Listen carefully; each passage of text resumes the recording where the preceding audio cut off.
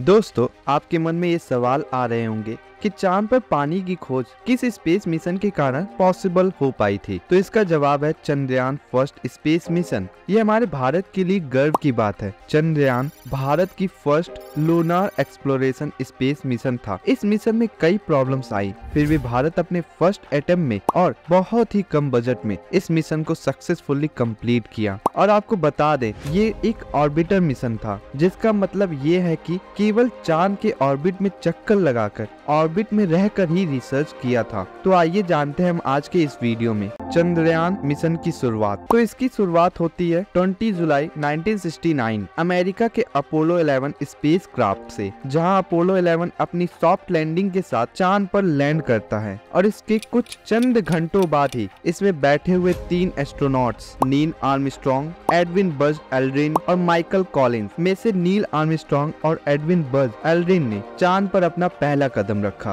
अब आप सोच रहे होंगे, भारत इस समय क्या कर रहा था? भारत कर रहा था तैयारी, जिसके फलस्वरूप सिर्फ 40 सालों में चांद पर पहुंचने वाला भारत चौथा देश बना। अपोलो 11 स्पेस मिशन के सक्सेसफुली कंप्लीट होने के बाद ऑलमोस्ट 34 साल बाद 15 अगस्त 2003 इंडिपेंडेंस डे के दिन उस समय के प्राइम मिनिस्टर अटल बिहारी वाजपेयी के द्वारा अपने स्पीच के दौरान ही चंद्रयान अनमैन मिशन को अनाउंस कर देते हैं। यह हमारे भारत का पहला अनमैन लूनर एक्सप्लोरेशन मिशन था। यह मिशन अनाउंस तो हो गया था, बट यह मिशन बहुत मुश्किल था, क्योंकि उस समय दुनिया में ऐसे मिशन का सक्सेस रेट बहुत ही कम हुआ करता था और धरती से चांद तक की दूरी 3,84,400 किलोमीटर है। आपको बता दे, 1990s से ही इस मिशन के ऊपर रिसर्च शुरू कर दी गई थी। खैर, ऐसे शुरुआत हुई चंद्रयान अनमैन मिशन की। कई वैज्ञानिकों की कड़ी मेहनत और 386 करोड़ रुपए की लागत के बाद वो दिन आ ही गया। 22 अक्टूबर 2008 इसी दिन इस स्पेस मिशन को श्रीहरिकोटा आंध्र प्रदेश के सतीश धवन स्पेस सेंटर से लॉन्च किया जाना था। और उसी समय वैज्ञानिकों को पता चलता है कि लॉन्च व्हीकल से फ्यूल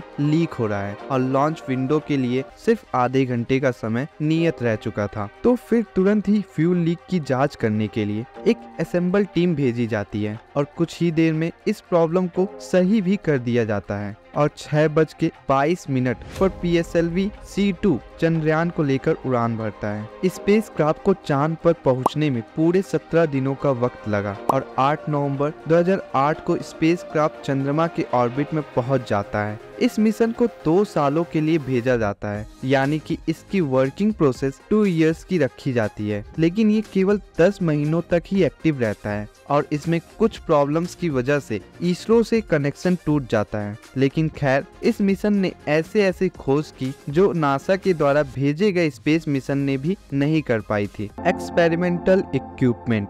इस मिशन में इसरो के 11 एक्सपेरिमेंटल इक्विपमेंट और 3 अदर कंट्री के एक्सपेरिमेंटल इक्विपमेंट भेजे गए थे और हर इक्विपमेंट का अपना एक स्पेसिफिक रिसर्च करने का काम था। इन इक्विपमेंट की लिस्ट ये रही। एंड दी एंड हम आपको बता दें, इन्हीं सभी में से एक इक्विपमेंट के बारे में जो चांद पर पानी की खोज करने में हेल्प की थी, वो इक्विपमेंट है मून मिनरोलॉजी मैपर, जो M3 के नाम से भी जाना जाता है। इन सभी इक्विपमेंट के बारे में हम एक सेपरेट वीडियो में बात करेंगे, जो कि कुछ ही दिनों में चैनल पर आ जाएगी। ये एक सफर था चंद्रयान मिशन का, जिसमें हम और आप थे। तो इस सफर में कैसा लगा, कमेंट्स करके जरूर बताएं।